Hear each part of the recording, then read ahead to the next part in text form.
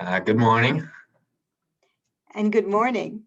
My name is Amy Cohen. I'm the director of the Center for Academic Coaching at Endicott College. We're delighted to welcome you to our presentation, Turning Back Was Never an Option, How One Academic Coaching Center Met the Challenge of COVID-19. I'm joined this morning by my colleague, Ben Horgan, our program coordinator. He's manning the slides and doing all things technological, as well as contributing to this talk in every way possible. Ben, let's get going. All right. First, we wanted to introduce you to our college and our center. Endicott's a small college in New England. It may be unfamiliar to many of you. We were founded in 1939 with the express purpose of educating women not only for the liberal arts, but to also prepare for a career, which was a definite new concept in junior college experience. We're on the North Shore in Beverly, Mass. The nearest town that many people will know is Salem, Mass, home of the witches, of course. In the early 1990s, under the leadership of Dr. Richard Wiley, the college exploded in growth, moving to a 4-year program for women and then followed by welcoming men, and we became a coeducational institution. As pronounced as our growth was in the early 90s, it has been even more pronounced in the last 10 years. We now have 2,900 traditional residential students and dozens of graduate programs, which are available in a wide number of modalities, attracting more than 5,000 students from around the world. Ben's going to take you on a tour.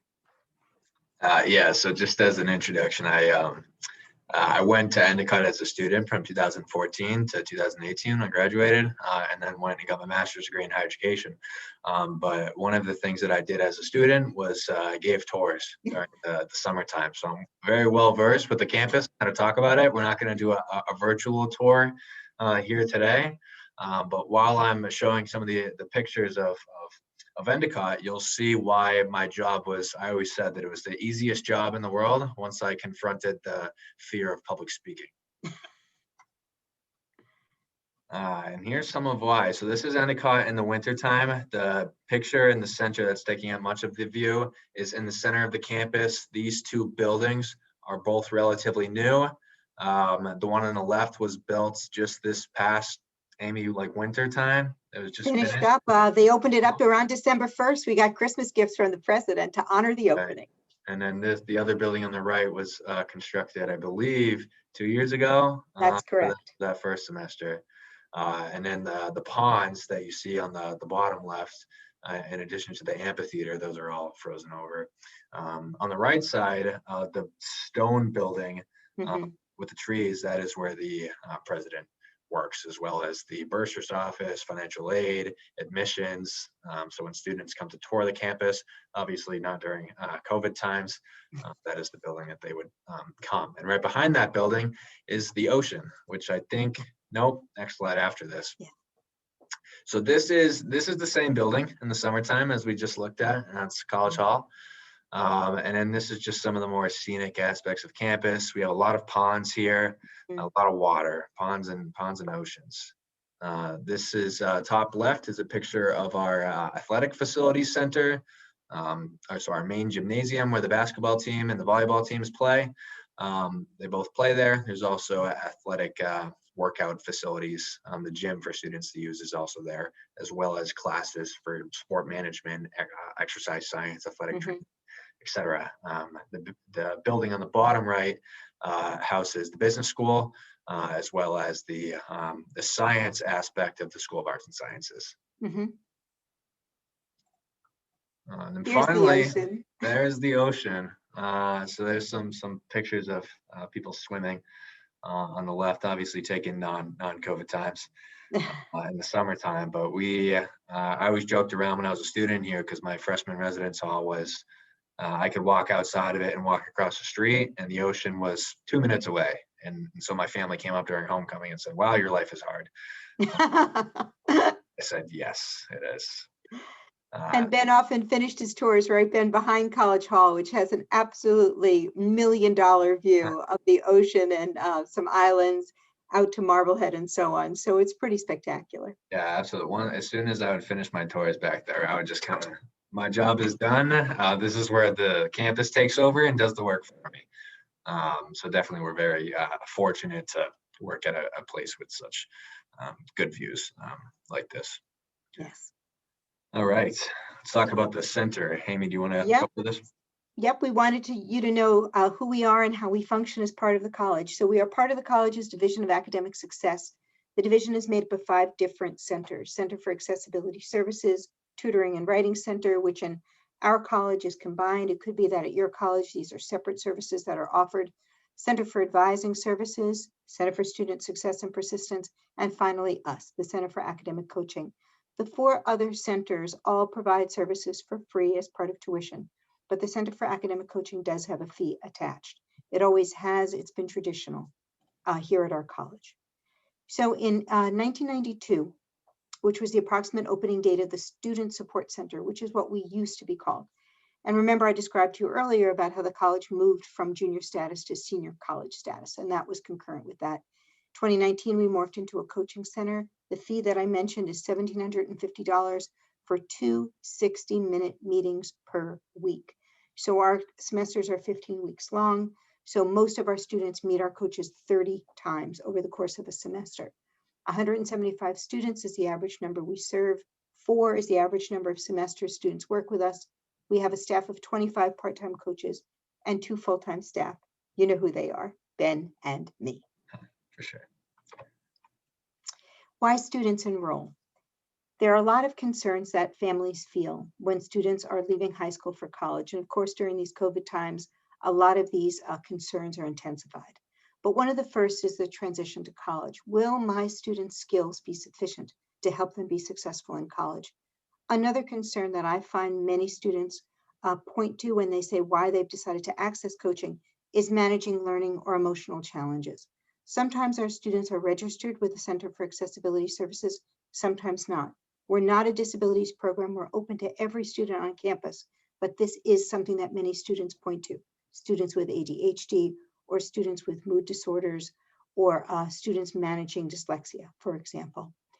Many of our students have the desire to replicate positive experiences they've had previously, and many of them are looking for partnerships that offer an opportunity to maximize the college experience. We see this expressed more and more and more. Students not worried about do they have what it takes to be successful, but students determined to make the most of every moment they spend in college. They see us as a maximizer.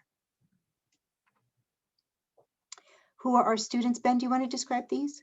Yeah, sure. I'd love to. So we have this year, and it can change, but numbers can consistently be pretty similar year to year.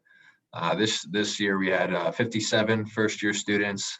So out of the total of 175, 57 first-year students, 53 sophomores, 31 juniors, and 24 seniors. So the majority of students we get are students going through that major transition, as Amy emphasized before. Most of our students are male students, with 100 being male identified students and 65 being female identified students.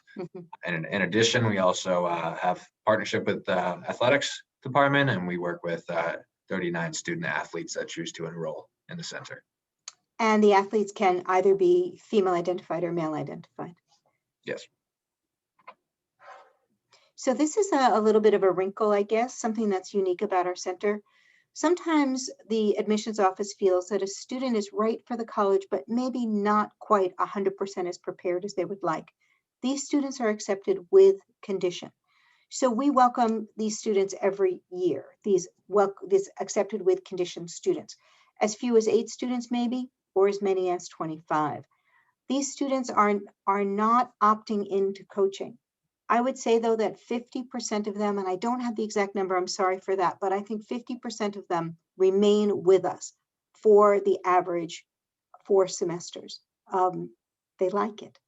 We also help support the return from dismissal policy. Sometimes as few as four students are returned from dismissal, in which they petition the college for the opportunity to try again.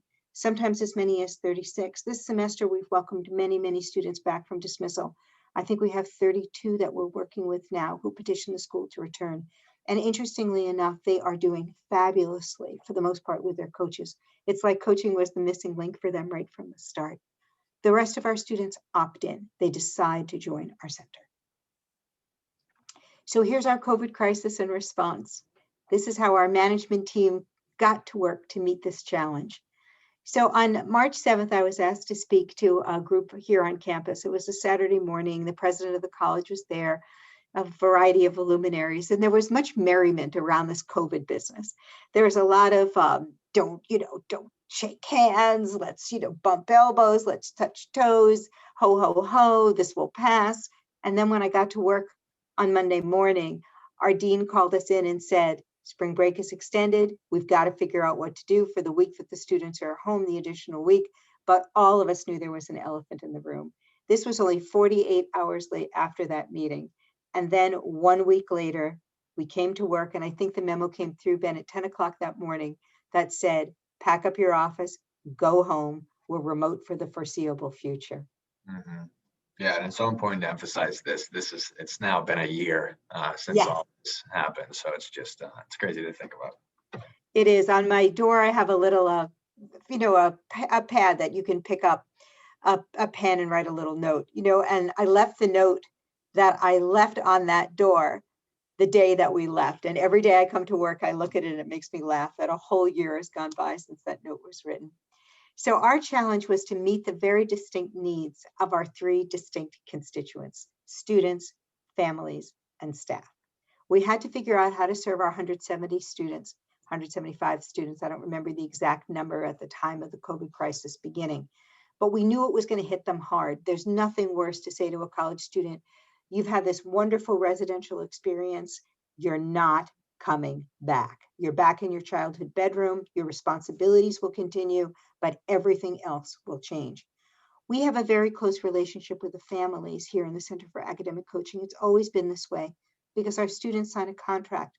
And because money is involved and somebody has to take responsibility for the bill, the families will sign the contract also.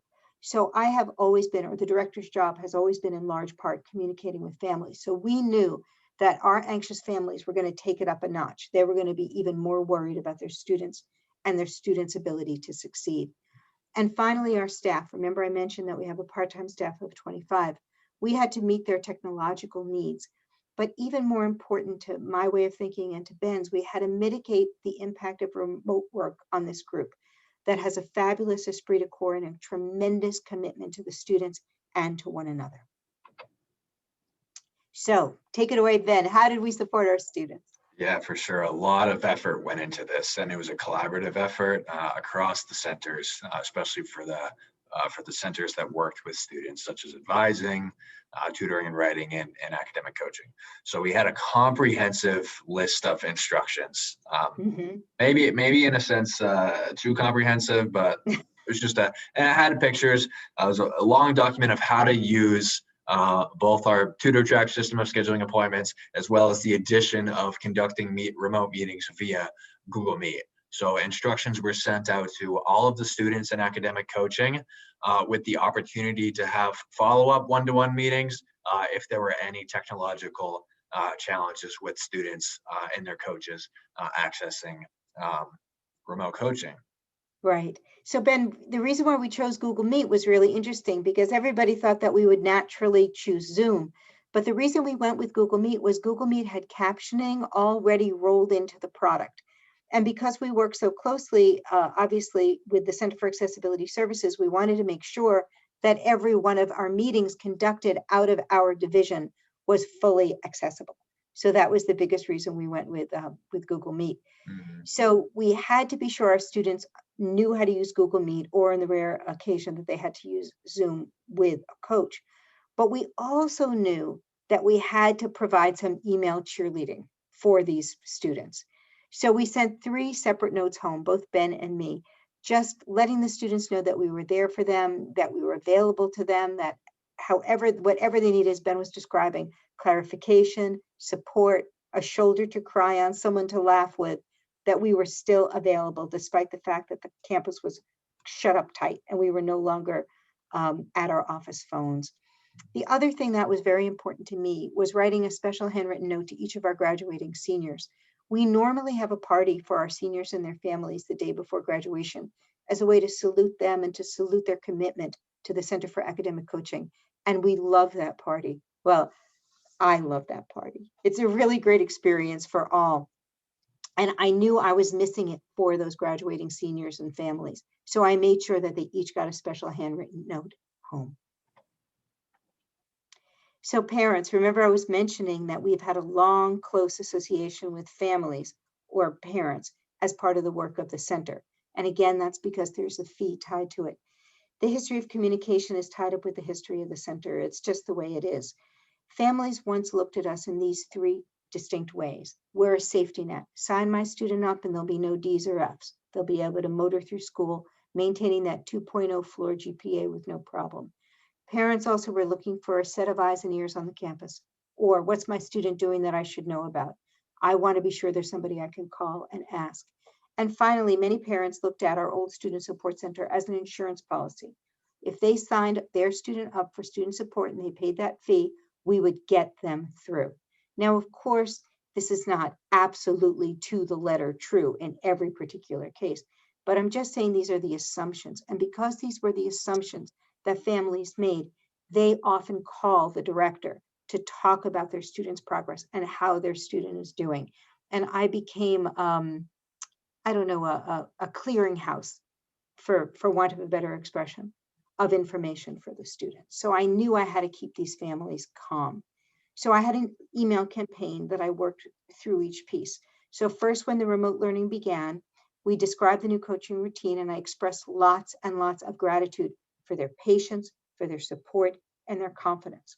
One week in, I followed up with another email reiterating the routine, making sure they knew what their student was expected to do, because there was the student in the house. There they all were, for the most part, in the same house. And I wanted to be sure they understood the rhythm of our new system. I reinforced the gratitude and encouraged feedback and communication. And that's always been a big part of the way I run the office. So I wanted to be sure that that wasn't changing, even though I was no longer picking up my office phone. Then 2 weeks before the semester ended, I celebrated the students' efforts in another email and actively solicited feedback. And then finally, at commencement, I sent a celebration email to those parents who wouldn't be cheering their students as they walked across the stage. A time of tremendous disappointment, as we all know, from our own families and friends and our own institutions. And I wanted to be sure that those families knew how much we were with them in solidarity and sorrow. So here's some examples of the feedback. This is the kind of feedback that makes your heart sing, because I guess at the that very last comment, I love the dad who sent this, my compliments to you, right? Unprecedented circumstances. Everyone stepped up and did a great job. These families felt supported, and that is critical, of course, to our success. Technological needs of the staff. I'm going to toss the ball over to Ben. Yeah, so similarly to the students, we sent a modified list, a set of instructions. We sent the modified ones that we sent to the students over to the staff. And then in addition to those instructions, we also had several renditions of training with the staff. And so not only did I go through the set of instructions with them, but in the sense that all learning is active learning, also included the opportunity for all the coaches to kind of set up their own Google Meet meeting to then go through the practice of conducting a mock coaching session with each other. So in addition to that, I offered additional one-to-one trainings with them on Google Meet as it was needed, and it was needed by probably a quarter of the coaches to go over it again at least once, which I did. So those were very helpful to them as well, because once these meetings started, we wanted them to be 100% confident that they knew how to use this system so that their coaching meetings thrived in the same way that they did face-to-face. Yeah, definitely. And one thing I wanted to add, one of the things that Ben did that was so great, and you'll note that where he says several renditions, it was really important to offer a variety of times to the coaches to turn up for these meetings, because we wanted them to know that we recognize that their lives had turned upside down too. We have many people with whom we work who had young children, spouses at home. A whole new level of management out of the house was now required to meet their work responsibilities. And so we wanted to be sure to stagger the meetings at different times during the day and to make ourselves available even at times that might not seem natural, like after 5 or before 9. The other thing too is Ben is saying additional one-on-one training was available. You could also go to 3 of these group meetings if you felt like it. You know, if one didn't seem enough, you just kept turning up over and over and over again. So there was absolutely no restriction based on the training opportunity. Professional needs of our staff. This is just as important as the training needs, I think. Yeah, for sure. Because we had spring break. So I don't know if Amy, if you want to explain a little bit about how they're paid contractually, because this ties in certainly. Sure, that's a great point. So our coaches are paid per student per visit.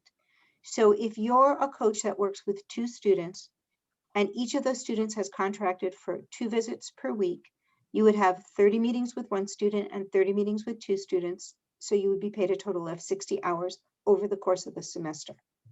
When our spring break was extended, our coaches were going to lose a full week of pay because they wouldn't be meeting students, and we weren't contractually obligated to meet those students that week because there was no school scheduled.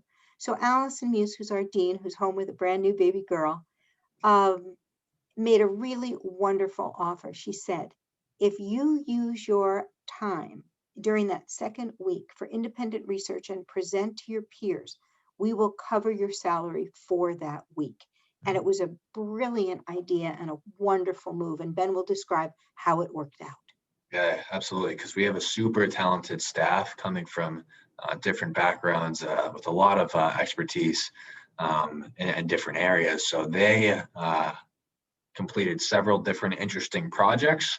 One was about the similarities between Carol Dweck's growth mindset theory, or mindset theory between fixed mindsets, and how we can better understand that theory and working with students in academic coaching in particular.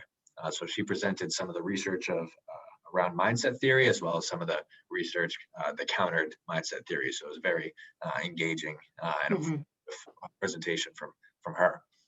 Some of the other presentations that were done is the connection between Angela Duckworth's grit theory and its connection to academic coaching. Another coach did her presentation on using our LMS learning management system of Canvas. I have 2 Canvas courses set up, one for the coaches that they use for information, and then one that the students use as a resource hub for different academic skills. So she did her presentation on how we can promote more student learning, more active use of that student page by doing this deep dive of the Canvas course, kind of doing like a SWOT analysis of it and giving recommendations. So that was a great presentation as well. And then finally, another coach did her presentation on how we can better support students with language-based disabilities in particular. And she had a great presentation in particular with regard to students taking first year and upper level critical reading and writing courses. So those were just 4 examples. There was more, but we were really just jazzed by this opportunity, as were they, to be able to do these projects and contribute to the knowledge of their peers as well. Right. And what was really wonderful was that the independent research was presented in such a way that it could then become part of our learning management system for the coaches. So it's part of our permanent library of opportunities for learning. And it's wonderful for the coaches to see their names attached to that. This is some of the feedback, right, Ben? It's really great. Yeah. And this has really changed when we get to the takeaways at the end. This has really changed the way that we've worked. We always felt that we had engaged our staff in so many different and wonderful ways, but until they actually made these presentations, I think Ben would agree, we never realized how hungry they were to show their colleagues what they had discovered that they knew would be impactful for them. It was just an amazing sort of explosion of excitement related to sharing ideas. Absolutely. It was a really wonderful thing. So we also had the human needs of our center, which concerned me greatly. Again, remember I mentioned before, this staff is tight-knit. They're very close. They're committed to one another as well as to the work. They were going to be sad to leave the center and not be with us. So it was my job to figure out, how do we replicate the feeling of our center virtually? How do we help people feel close? How do we give that atmosphere of collegiality and connection that they felt every day? now that we were separated from one another. So we set up a series of Google Meetups. For the first 2 weeks, we did it every single day. And we said, drop in once, drop in twice, drop in every single time we hold them. And you know what? Some people did. The second 2 weeks, we cut it back to 2 a week. And then I think after those 2 weeks were over, we cut it back to 1 a week. But this comment, I thought, said it all. I appreciated the chance to get together without a specific agenda. And there was so much smiling and waving. And even in these early days of COVID, before we were so sick of all this that we can hardly stand it anymore, they were expressing frankly and openly how important it was for them to see one another, and having these opportunities was really important. So my office is I don't know how to describe it. It's like a drop-in zone. I don't think that's the only way I can talk about it. You know, people say, oh, you have an open door policy. I don't feel sometimes that I even have a wall on my office. People are here just all the time, in, all the time, dropping in, 5 minutes here, 2 minutes there, 10 minutes there, a half an hour there, shut the door for serious talks, open the door, grab somebody else in for a little mini conference. So there's always these on the fly exchanges. And all of us know that in the kitchens on our floors where we work, or in the bathrooms, there are always these informal exchanges of ideas. This is a very important part of the rhythm of our work. And I had to figure out how to recreate that. So what I did was I called people, right? No screen, just the phone. It was friendly support rather than a formal meeting, and it was very casual and very on the fly. Sometimes I would make an appointment, most of the time not. I would just call them up and say, hey, Leanne, it's Amy. Hey, Heidi, it's Amy. Hey, Mary Beth, it's Amy calling. And we would just talk, you know, kind of like, well, I'm old enough that talking on the phone was a huge part of my life in middle and high school. And it felt a little bit like that, just catching up with people and seeing what was going on and getting the news. So we were gathering information too about the students as well as them. And that was very, very helpful as we planned for the fall. So it was, on the one hand, very friendly, very easygoing, very casual, but on the other hand, from a management perspective, I was picking up a lot about how remote learning and work was working for these students, and also how it was working for the coaches. So then we made this decision that we were going to bestow upon them tokens of esteem and affection, and that we were going to drive around to do so. This was kind of a pretty funny thing that we did. So we got some tote bags, and we filled them with some of the things that you see in the photo on the left of my screen. And we delivered them in person. So Ben had his delivery route and I had my delivery route. And there's my white Camry that I inherited from my mother. And we drove around the North Shore to people's houses delivering this stuff. And you can't even imagine what happy and wonderful visits these were. Remember back to May and June, when it was still new and nobody knew what was coming. It was amazing what these visits meant. Just the effort that we demonstrated to visit everybody personally was worth its weight in gold. There's no other expression to describe it. And then we wanted to be sure we had additional physical connection. So although this photo was just taken when the snow is melting and it's still the tail end of winter for us, we met last summer at this gazebo in Topsfield, Mass, which is a lovely scenic town near to Beverly, maybe about 10 miles or so away, maybe a little bit more, and other scenic locations around the North Shore, masked, social distance, just to talk, because we knew how important it was for the physical connections to go on in the best, most healthy way that we could do it. We enjoyed those visits. They really were fun. So in the end, went pretty well. Yeah. We can't survey the parents, but Ben, talk us through these numbers. Yeah, for sure. So we just wanted to know from students and from coaches. We reminded them, here was our intention. Here's what happened with going remote for the semester. When COVID hit, how did the efforts on our part meet the efforts on your part? Right. So from the students, they said about 85% of them agreed that the Meet instructions, how to use the tech of Google Meet, were clear and helpful. And about 96% of them strongly agreed that they and their coach adjusted well to the format of remote coaching, which is huge, because if they can adjust to it and there's no hiccups, students are they're going through the curriculum and going through their responsibilities. So if there were hiccups, it would mean that the students were more likely to fall behind at a time when they did not need to fall behind. So it was huge on our part that we saw this number so high with the effort that we put in. And then on the side of coaches, about 92% on both sides strongly agreed or agreed that both the instructions sent were clear and helpful, and that they and their students adjusted well to the format of remote coaching. It was really important that we surveyed formally, didn't you think, Ben? Because it's very easy to think everything's, rosy if you don't actually get some numbers. Because people tend to be kinder and nicer and more supportive or more positive when you have informal exchanges like the ones that we set up, whether they were in person or on the phone.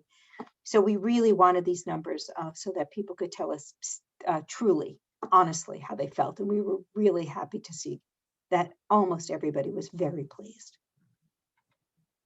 So the takeaways, this is the part of the presentation that we're the most excited about. We hope you agree. So we have a bunch of what we call good takeaways for us. What did Ben and I learn about being managers?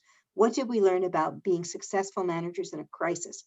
And also, what can we bring with us moving forward as the crisis continues and as we move back to the way things once were? So, as the number said, the switch to remote coaching was far more successful than we had anticipated. I don't know if you would agree, Ben, but out of all the coaches that we work with, really only one of them struggled with the transition. Everybody else really did so well with it, and we were really pleased. Students showed up in these early days of COVID. It was great. They were very relaxed. They met their coaches from their beds or their bedrooms, and they were very focused and very determined. Remember, they knew that the semester was maybe 6 additional weeks, I think, at that point, that they would have to be working. And suddenly, because they didn't have to be anywhere, they were always on time. It was incredible. People who waited for students for 5, 10, 15 minutes for a normal meeting, these kids were binging in right on the nose every time. So the coaches liked that too, the fact that they were in one place and that they didn't have to worry about rushing to be anywhere.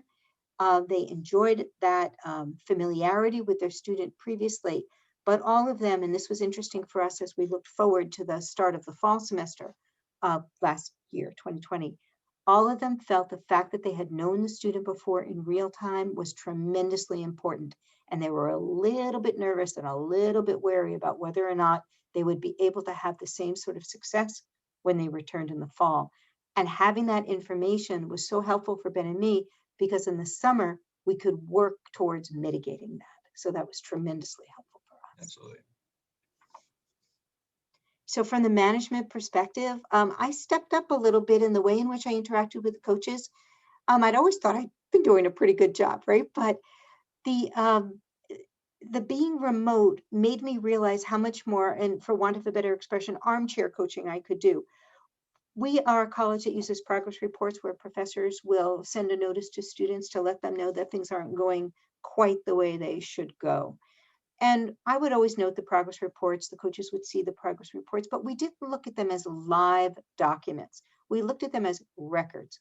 I shifted my focus with the progress reports and I started looking at them as alive things or live things, as I mentioned.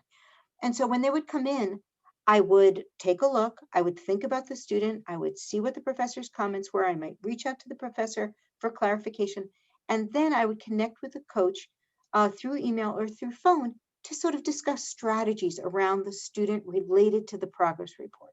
So again, where before it would be just kind of lying flat like a rug on the floor, it became a very lively way to encourage exchange about how we thought students were doing. And that was a great, great win for both the coaches and me. And then finally, because those informal phone meetings went so well, I began scheduling informal meetings as a matter of course in the semester. People would come see me all the time. As I mentioned, they'd drop in, I'd be in the center, we'd talk. But now I make sure that everybody's scheduled in for a full hour of chat, both at the beginning of the semester within the first 3 weeks and at the end of the semester for the last 3 weeks. And that was something that specifically came out of our experience remotely. And that's definitely like so important. I'm sure Amy has how the pandemic throws off operations that we can just take for granted, like the opportunity to have these drop-in meetings. And Hmm. as far as like a takeaway being just a great takeaway, that you thought we thought more about the operations of how we Yes. do things. Now moving forward, the next time, hopefully soon, that we're in person coaching students and there are those drop-ins, we can also like think about kind of like streamlining or setting up like a system of these meetings moving forward. Yep. These are the not so good ones. It's pretty good only to have two. Maybe we can come up with more as we talk together about it. We have a system called Tutor Track, which keeps track of student attendance. It keeps track of the well, student attendance. It keeps track of the amount of time of the meeting, and it also keeps track of what was talked about at the meeting and what was focused on. So we're pretty big on nagging everybody about doing a really good job with this record keeping, because it's important for a wide variety of reasons, as I'm sure you might imagine. One of which is that the information is used extensively by the directors of the other centers in our division to learn more about students and how they're doing. So the attention to Tutor Track wasn't so good. So it turned out that when away from their physical space, the record keeping stuff just didn't work out. And I had the feeling that this happened, Ben. We've never really talked about it, but I think that because of the making of the meetings through the Google Meet, they were already communicating with the computer in a way. The Tutor Track thing sort of dropped out. That was the way they used to communicate with the computer around the student before. Google Meet took the place of it, just the action of that. So the Tutor Track dropped out. I Yeah, don't know. Do you think that might be the reason for that? yeah, I'd say that's definitely a reason for it. Yeah, so that was a little bit frustrating because, as I was saying, the records are really important. And remember, we were talking before about our commitment to families. Those Tutor Track records are really important when a parent would call or write and say, tell me what's going on with my student. The record is a way that we can really check in and have a very strong record in real time. So I miss those. And then some students disappeared altogether. We just couldn't rein them in, either through their parents or through their professors, or even in some cases through their friends. No matter what we did, binging and dinging and writing and calling, they just disappeared. Mm. And I think that may have been the case throughout the college, that there may have been students that just were unable to complete their work in a normal way. I don't know if we have any records on that, Ben, about students who struggled once we went home meeting their obligations. But I think I wouldn't be surprised if the percentage of students who couldn't meet their obligations in coaching was fairly consistent through the college. Say it was 2% of our students, let's just say, probably 2% of the students struggled to complete the work. And not even just the students that classically struggled, semester by semester. There was a lot of very bright students that perhaps struggled on the emotional side or on the mental health side, that just due to the health and safety restrictions placed on the pandemic, being back at home isolated, that affected their academics as well, and needing to and disappearing or taking a withdrawal for the semester or taking.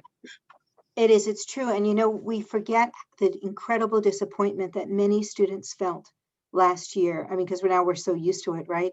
Missing their spring play, missing their spring sport, missing all kinds of things that they look forward to in the spring, whether it's a series of community service events or an opportunity to be a starter for the first time on a track team. It wasn't happening.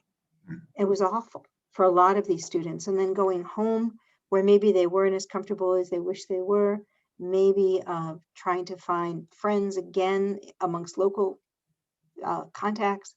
It was very difficult for them, really difficult. So our center remains the same, and our center has changed because there really is no turning back. We pride ourselves on linking theory and practice, and we really believe in the work of educational philosophers. And I'm going to let Ben talk a little bit about these folks. We want to be sure that our work is informed by the ideas of the giants that have preceded us. Definitely. And if you're more interested about going a little bit more in depth on each one of these theories, we encourage you to attend our next session tomorrow on those as well. But definitely student development theories like Baxter-Magdala self-authorship theory or Arthur Chichtering's 7 vectors, as well as classic like learning and development theories like Duckworth and Dweck that we talked about earlier, as well as Knowles and Mazzero that were emphasized repeatedly by National Tutoring Association with the webinars that both Amy and I viewed to certify ourselves and then to certify our staff nationally as advanced academic coaches. But these are just so important to understand how the great work that we're already doing is connected to these really powerful ideas about how students are developing holistically and in so many different ways during their time in college. So, it's really important for us to understand the theory and to also link it into our day-to-day practice and kind of just affirm the work that we do and how it impacts students. So our practice model emphasizes interpersonal relationships. This is our beginning, our middle, and our end. And when Ben came to work with me in the Center for Academic Coaching, one of the very first things that he pointed to was a word on our webpage. The header was students work with academic coaches. And he said, why not partner with instead of work with? And I said, of course, why didn't I ever think of that? Because for a community that stresses the power of the interpersonal relationship to bring change, to build confidence, to inspire growth, of course we partner with our students. And so this whole experience of working through the COVID crisis, we made it our business to demonstrate again and again to our constituency, our students, our staff, and our parents, our commitment to interpersonal relationships. We modeled it in every single thing that we did. Ben, do you want to talk about the technology? I'm very not so technology-ish, but even I saw the value of technology. And I'm also there like growing my knowledge base on this as well. There's been a lot of just conversations, I'm sure nationally, about how different colleges and universities switched to remote ways of services or pushed out their content through different avenues, again, of which I don't know too much about. But if COVID did anything to higher education and for us here at Endicott, it just reinforced the importance of how can we use technology and partner with technology, if we're using that word of partnering rather than just like work with technology, but how are we partnering with certain technological platforms and tools to better serve our students and fulfill the mission of this center and college? And it's so true, Ben, I didn't mean to interrupt you, but I just wanted to be sure to say this. We've been promoting things like Google add-ons and apps and all these different kinds of technologically based tools. And there's been good adherence and, good interest. I don't want to use the word exploded, but I think I will use the word exploded. I think when the COVID situation happened and technology became more a part of the daily experience of coaching, coaches and students were more willing to recognize the value of technology in the practice and to explore and experiment. Even our use of something like the Jamboard has been instrumental in demonstrating that there are ways to communicate through this machine that have as much value and validity as when we're sitting side by side. It's great. Absolutely. We're always looking for like tools and activities to promote some of our core coaching outcomes. And just for example, Amy mentioning the Jamboard tool, which is connected to, if you use the Google Suite, it's connected to the Google Suite. And it's just a great way of like brainstorming on topics. And I use it with goal setting with my students, which, goal setting is central to academic coaching. And so just this whole experience has just encouraged, not just we had to switch to a remote platform for doing meetings, but it also encouraged us, like Amy said, to look into these add-ons. Without COVID, we wouldn't have looked to those add-ons. And if we did it, it would have taken longer. So it's driven our practice forward in a great way. So we often talk about resources, right, Ben? And a lot of times we equate resources with human resources. Have you spoken with a librarian? Have you gone over to tutoring? Have you met this person or that person? Well, now suddenly we were pushing our resource concept beyond the human resource and into this whole tech resource area. And it was so much more natural and easy to do and easy to talk about once we were communicating in this way. it's been really great. And there's no turning back from this. And we've been very excited by it. Practicing what we preach, this is my favorite.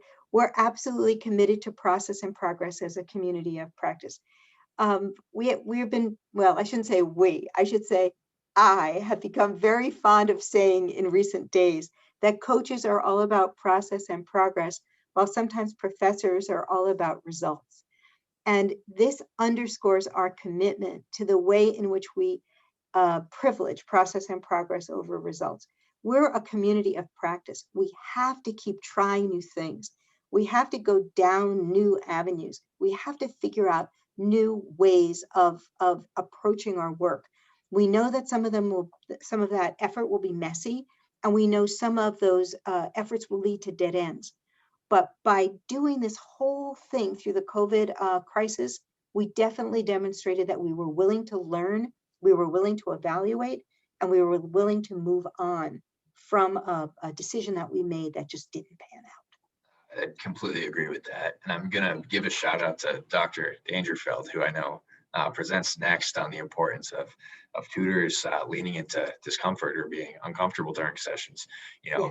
That's something that like we need to do as well. We emphasize that students, we're all about growth for the students, but this whole experience has challenged us to, perhaps you can tell neither Amy or myself is a master with technology, but we had to learn to use it, and that was very uncomfortable and tough, challenging to grow in that way. But I think it helps us to empathize with our students, perhaps, and better be able to support them with the challenges related to their own growth, that we lean into our own growth as well. It's so true, because what could be more partnering than learning together? And that's really what we saw. And it was really wonderful. It was like it was like fizz in a lot of relationships, it was really just great. And then one of the things that we've talked a lot about in our work over the past year and a half since becoming a coaching center is that we have to cease using grades as a measure for success. Many of our coaches felt that if their students failed a course, it was their failing, their failure. And this is just not the way we want to think, act, work. It's not an idea we want to stand for. Students are here to grow, and coaches are here to facilitate that growth. They're not here to guarantee to be the bulwark against disaster. So this really did accelerate our effort to really say enough of that. There are so many other ways to measure our success, not just grades. And all of this work that we've described on this slide became new measurements for us. And we were pretty jazzed about that. Absolutely. And this whole focus on and it's it can be set up as a dichotomy, like the grades and the achievement versus the deep learning. I mean, this is a subject that I'm sure any of us can talk about forever and ever and ever. So we'll shift to the next slide.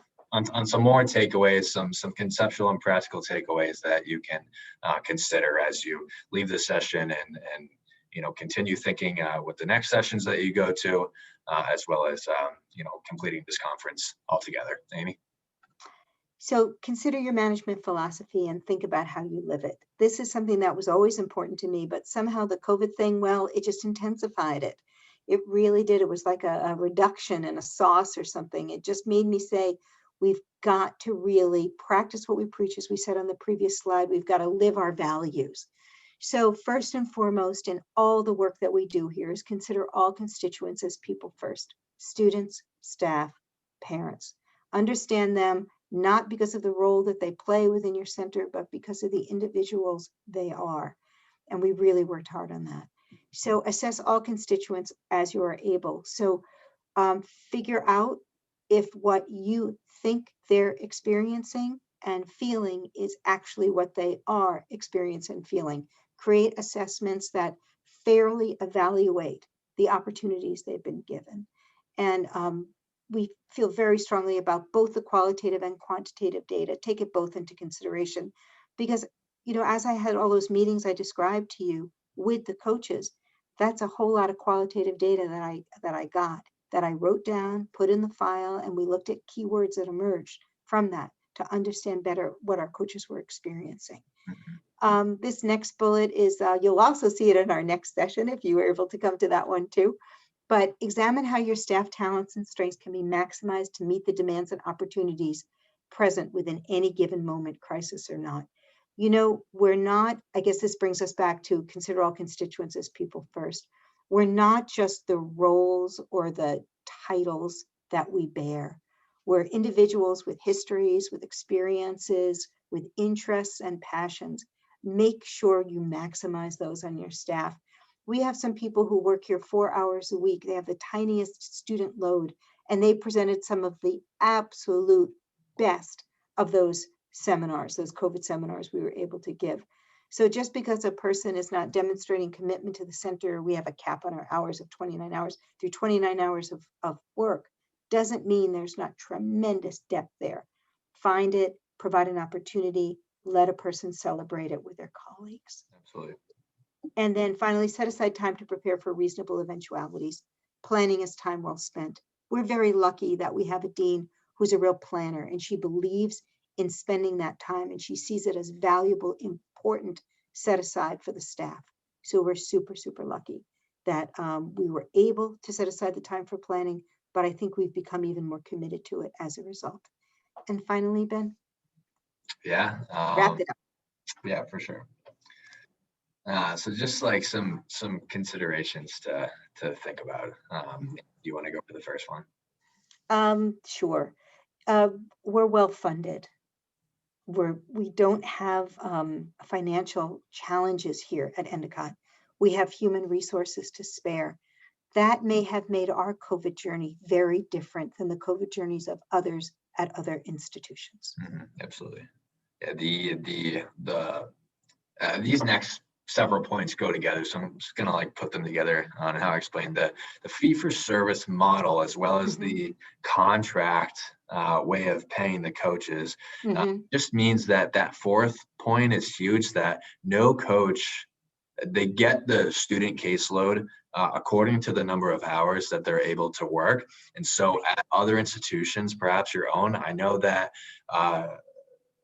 especially with coaches or advisors, perhaps there can be a giant caseload and a larger emphasis. Your manager is looking over your shoulder to see how the students' grades that you're working with, if they're increasing as a result of meeting with you or not.